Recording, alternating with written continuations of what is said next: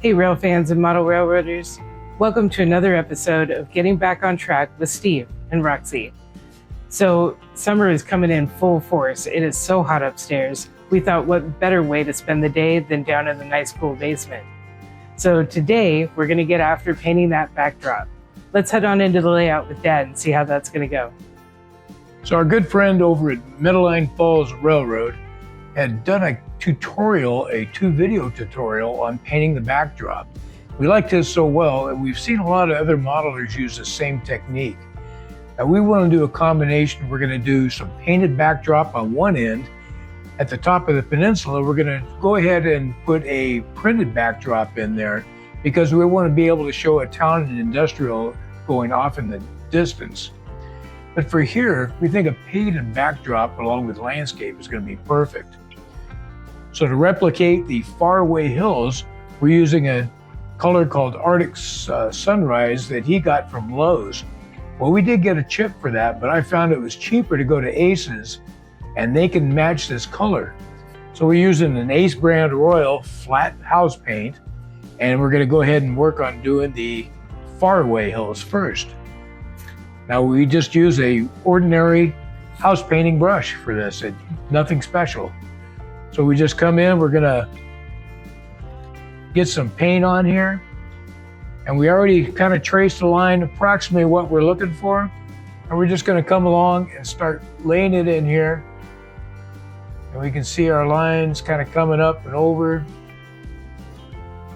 Might need a little more paint than that.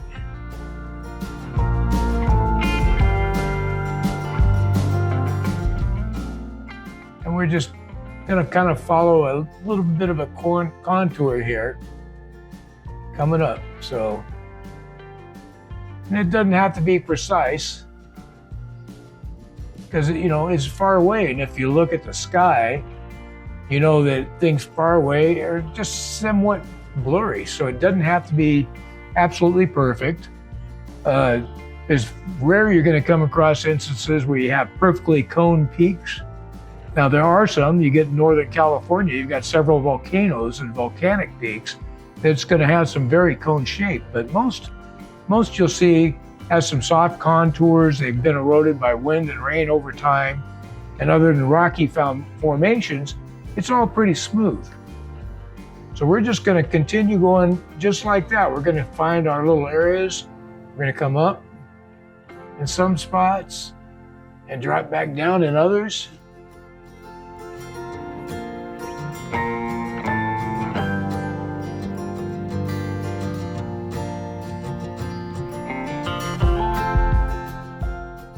And we're just matching somewhat of a contour like any mountain you just see off in the distance. So I think this is gonna go pretty fast as we're going along here because it's, you don't have to be super careful with this. It doesn't have to be absolutely flawless, perfect. We're gonna come back and we're gonna do some cloud layers and some light wispy stuff that's gonna obscure some of the mountain. Just like you would, you'd have a mountain up close and you can see some cloud cover in the sky, and it's kind of misted over in the distance with the faraway mountains. So that should be a good effect. So we're gonna keep going along here.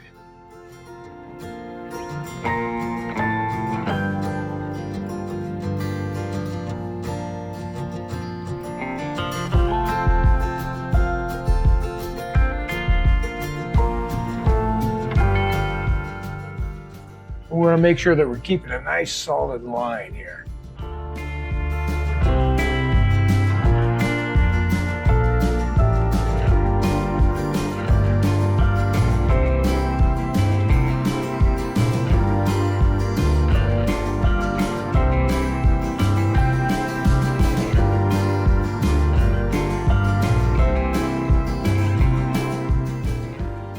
And then we can come back and we'll fill in some of this other stuff.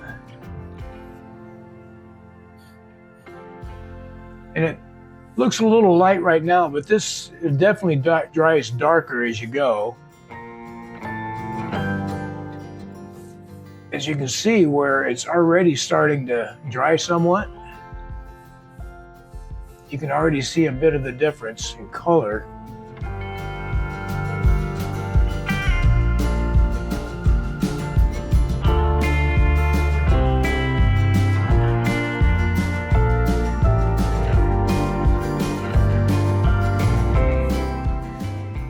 So this is looking pretty good. So this part is going to go really fast. When we do the close-in hills, we're going to do that with a sponge. That's going to take a bit longer. So we're going to go ahead and get after this, and we'll show you the results as we get going.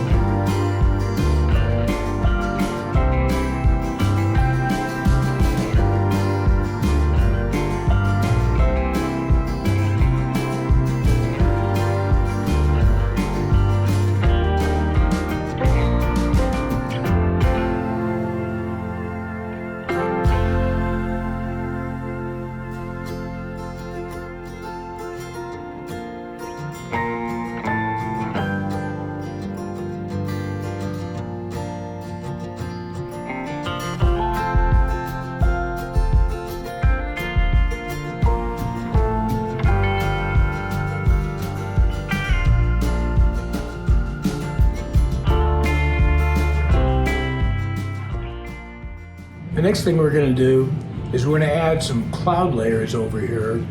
And if you're standing out and you're looking at some mountains in the distance at the horizon, there's usually some kind of haze between you and those mountains. So we want to try and create that haze effect. And you can see I've already tested some of this here with an airbrush. So we're going to follow along with what Medellin Falls told us about doing this. And we're going to use the airbrush, and then we wad up a little bit of the paper and just kind of swipe across it real lightly, and it'll make some wispy looking clouds. So that's the effect we're looking for. Let's see how it turns out.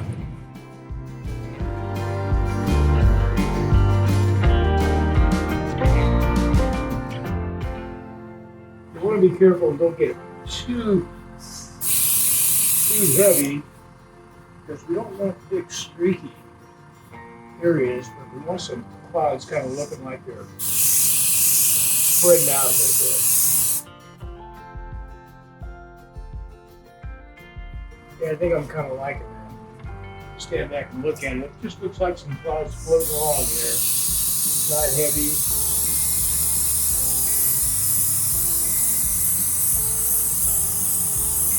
And then adding some light in front of these clouds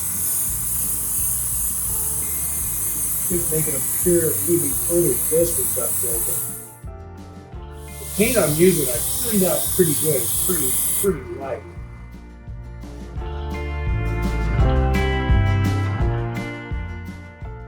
Yeah, I think I'm liking this effect. It looks like some nice clouds running through here.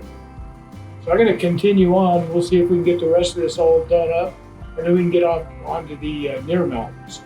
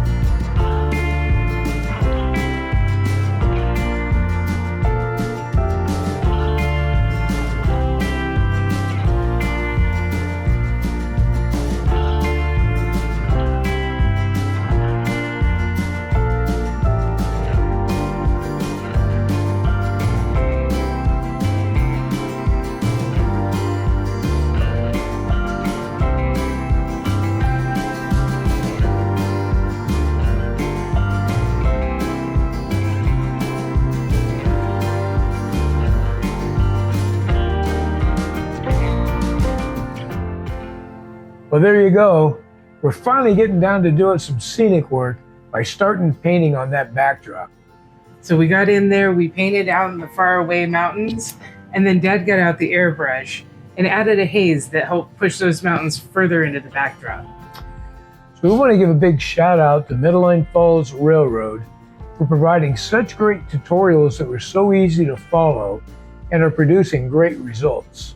So make sure you head on over there and check him out. He's a great modeler and he has a lot of great videos.